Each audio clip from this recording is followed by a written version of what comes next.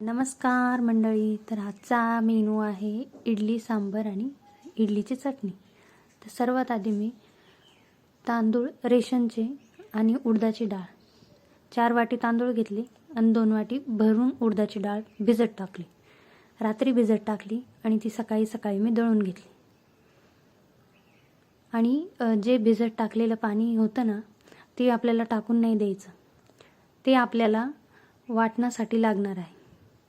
त्यामुळे इडली छान नरम होते आणि लवकर पीठ त्याचं फर्मेंट होतं. तर अशा पद्धतीने आपण बारीक पेस्ट करून घेणार आहे.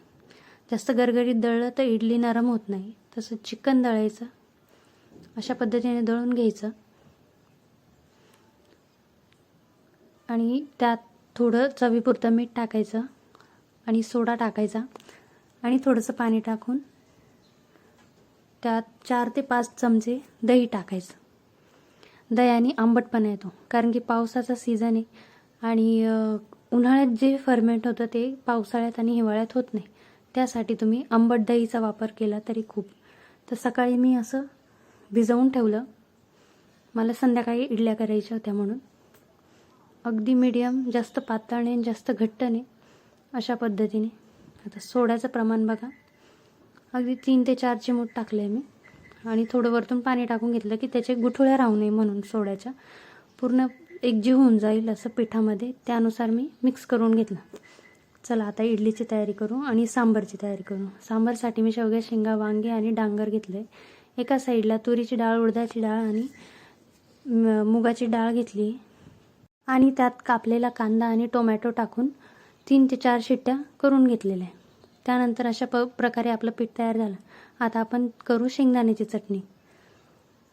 तर मी त्यामध्ये घेतलं डाळ्या, शेंगदाणे, कोथिंबीर आणि थोडंसं आलं, चमचाभर साखर, मीठ आणि थोडा लिंबाचा रस आणि थोडंसं दही हे टाकून मी मिक्स करून घेतलं आणि मिक्सरला वाटून घेतलं. त्यानंतर एक गरका घेऊन झाल्यानंतर मी थोडंसं पाणी टाकलं आणि अशा प्रकारे मी वाटण करून घेतलं. त्यानंतर कढईत तेल तापत ठेवलं. त्यात जिरं मोहरी टाकून छान तडतडून घेतलं. त्यानंतर त्यात कढीपत्त्याची पानं टाकली आणि ती फोडणी त्या वाटलेल्या चटणीत टाकून घेतली. त्यानंतर पुन्हा मी सांबरची तयारी करायला घेतली. तेल टाकलं. डाळ एकदम छान पद्धतीने शिजली होती. मी बाजूलाच सर्व भाज्या शिजवून घेतल्या त्या. त्यानंतर हळद, काश्मीरी लाल तिखट, घरगुती काळा मसाला आणि लाल तिखट टाकून फोडणी दिली आणि डाळ टाकून दिली. चवीपुरतं मीठ टाकलं आणि 4 ते 5 चमचे साखर टाकली, कारण की आम्हाला गोड आंबटच सांबार आवडतं. त्यानंतर मी सांबार मसाला टाकला 2 ते 3 चमचे.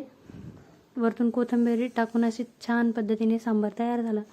त्यानंतर इडली पण इतकी सॉफ्ट आणि स्पॉन्जी झाली होती, इतकी नरम झाली होती आणि मस्त झाली होती.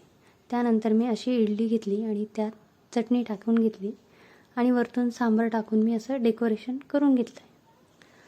तर अशा पद्धतीने नक्की ट्राय करा. व्हिडिओ आवडल्यास लाईक करा, शेअर करा आणि सबस्क्राईब करा. कमेंटही करा. Bye bye. भेटू पुढच्या व्हिडिओ.